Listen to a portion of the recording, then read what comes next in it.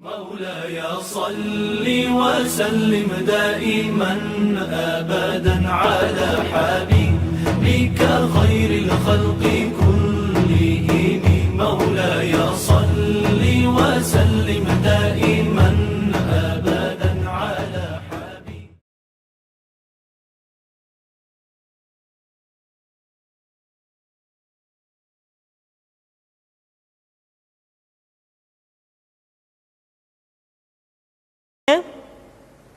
Huruf sa diucapkan sebagaimana kita mengucapkan huruf sa, yaitu ujung lidah di antara dua gigi seri kita. Sa, si, su. Di antara sifat yang menonjol ketika kita mengucapkan huruf sa atau huruf sin adalah sifat as-safir, di mana ketika kita mengucapkan huruf sa ada suara tambahan yang menyerupai dengan suara belalang. Sa, si, su. Perhatikan latihan berikut ini. Sa, si, su, bas. Su, san, sani, sasna, minal, musni, masi, san, sani, sa. Berikutnya huruf sya.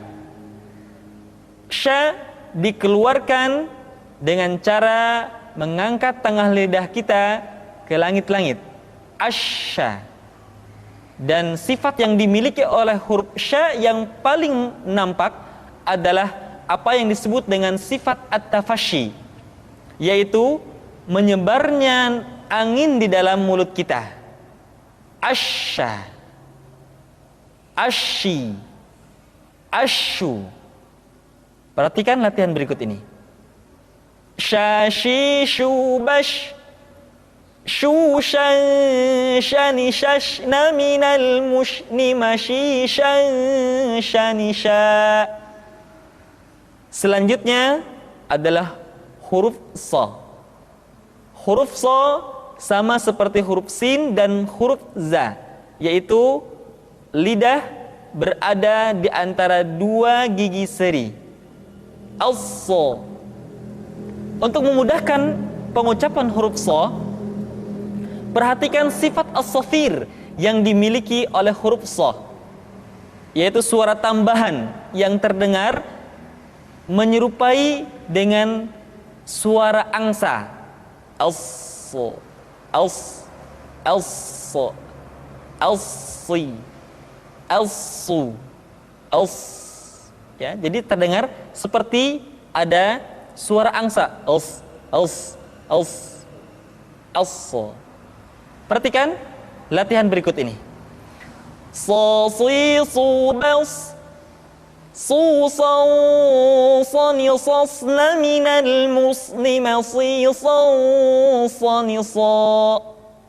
Dan ingat, ketika kita mengucapkan huruf fathah, maka bibir kita tidak boleh diucapkan dengan monyong atau dikumpulkan ke depan. So, satu hal yang mesti kita ingat, setiap mengucapkan huruf fathah, maka dibuka rongga mulutnya dengan sempurna. So, tidak ada huruf fathah yang diucapkan dengan cara memonyongkan dua bibir kita. So, so, termasuk huruf ra diucapkan dengan membuka rongga mulut kita. Ra, tidak ro atau bo. Terbuka rongga mulut kita. Selanjutnya huruf do diucapkan dengan menyentuhkan sisi lidah kita dengan geraham-geraham atas. Boleh salah satu sisi disentuhkan dengan salah satu geraham atas kita, atau boleh juga menyentuhkan dua sisi lidah kita dengan dua geraham atas kita. Allah.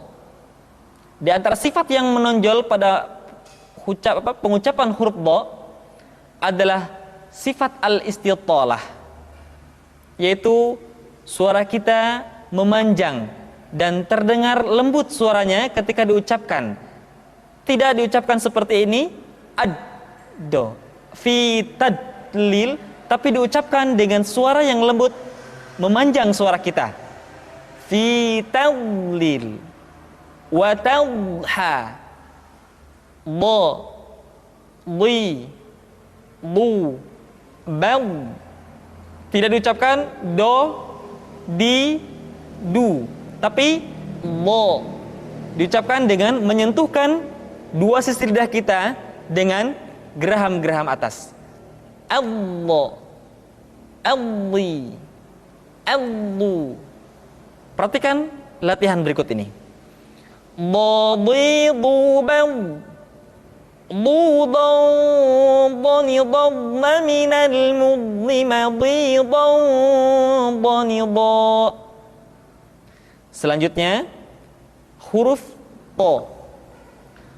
To diucapkan dengan menyentuhkan ujung lidah dengan gusi-gusi dua gigi seri bagian atas. Sifat yang dimiliki oleh huruf to yang mesti nampak ketika kita ucapkan adalah sifat al-isti'la dan sifat al-itbaq. Sehingga dengan dua sifat ini, maka ketika to diucapkan, suara kita terdengar menebal. To, ti, tu, balto. Dan ingat, dalam posisi sukun, to memiliki sifat qalqalah, sehingga suaranya mesti terdengar mantul. Perhatikan latihan berikut ini. To, ti, tu, balto. Tu, tau, tani, tau, naminal mutani, mati, tau, tani, tau. Selanjutnya, pengucapan huruf dha. Diucapkan dengan menyentuhkan ujung lidah dengan dua gigi seri bagian atas sebagaimana kita mengucapkan huruf dha. Yang membedakannya adalah dha memiliki sifat al-isti'la dan sifat al-itbaq yang tidak dimiliki oleh huruf dha. Sehingga dha terdengar lebih tipis dibandingkan dengan dha. Dha, dha, dhi, dhi, dhi, dhi. Lidah kita, posisi lidah berada di atas. Perhatikan latihan berikut ini. Wadhidu bam, dhudan dhanidhan mami, dhimadhidan dhanidhan. Selanjutnya, pengucapan huruf a dikeluarkan dari tengah-tengah tenggorokan seperti kita mengucapkan huruf h. A, i, u, ba. Kesalahan sering muncul. Huruf ain seringkali diucapkan dengan suara memasuki hidung. A, i. Tidak i tapi i. A, i, u, ba. Perhatikan latihan berikut ini. A, i, u, ba. U, an, ani, a'na minal mu'ni ma'i, an, ani, a. Kemudian perhatikan ketika huruf ain disukun, maka suara kita tidak boleh mati. Contoh, iyyaka na'budu, bukan kana budu, tetapi agak ditekan sedikit, kana budu, iyyaka na'budu. Itu pengucapan huruf ain. Yang selanjutnya adalah huruf gha. Diucapkan seperti kita mengucapkan huruf kha, yaitu diucapkan dari pangkal tenggorokan kita. Yang membedakannya adalah kha mengalir nafas dan gha tidak mengalir nafas. Dan keduanya memiliki persamaan, yaitu memiliki sifat al-isti'la.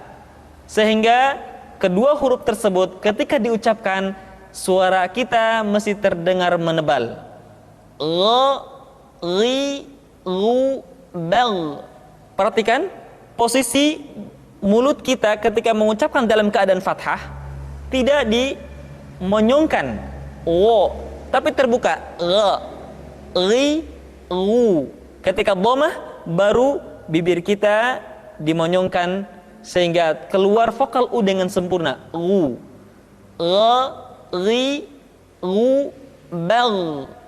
Perhatikan, tidak bar, tetapi menebal. Bar. Dan diucapkan dengan suara yang lembut. Perhatikan latihan berikut ini. Ghirubar Ghuran ghaniragna minal mughni maghiran ghanira. Berikutnya pengucapan huruf fa diucapkan dengan menyentuhkan ujung dua gigi seri kita bagian atas dengan bibir bawah bagian dalam. Fa. Seperti kita mengucapkan huruf F di dalam huruf Latin. Fa, fi, fu, baf. Suara dan angin mesti keluar dengan lembut. Perhatikan latihan berikut ini. Fa, fi, fu, baf. Fu, fan, fani, fafna minal mufni ma fi, fan, fani, fa.